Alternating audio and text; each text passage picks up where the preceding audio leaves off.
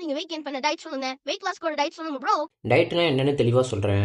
இதுக்கப்புறம் எங்கேயும் போய் டயட்டு சொல்லுங்கன்னு கமெண்ட் பண்ணாதீங்க. டயட்டில் 2 வகை இருக்குது, ஹெல்த்தி டயட், அன்ஹெல்த்தி டயட். எக்ஸாம்பிளுக்கு இப்போ உங்கள் டயட் இப்படி இருக்குது, sugar, oil, junk food, processed ஃபுட்டுன்னு. இது அன்ஹெல்த்தி டயட். இப்படி இருக்க உங்கள் டயட்டை வீட்டில் செய்கிற சாப்பாடு, வெஜிடபிள்ஸ், ஃப்ரூட்ஸ், எக்குன்னு எடுத்துக்கிட்டிங்கன்னா ஹெல்த்தி டயட். இப்போ இதை வச்சுட்டு வெயிட் லாஸ் டயட்னா என்ன, வெயிட் கெயின் டயட்னா என்னன்னு சொல்கிறேன். நீங்கள் இந்த வெப்சைட்டில் உங்கள் ஹைட், வெயிட், ஏஜ்லாம் போட்டிங்கன்னா உங்களுக்கான மெயின்டெனன்ஸ் கேலரிஸ் சொல்லும். அப்புறம் நீங்கள் சாப்பிட்ற சாப்பாடு எவ்வளோ கேலரிஸ்னு நெட்டில் போட்டிங்கன்னா சொல்லும்.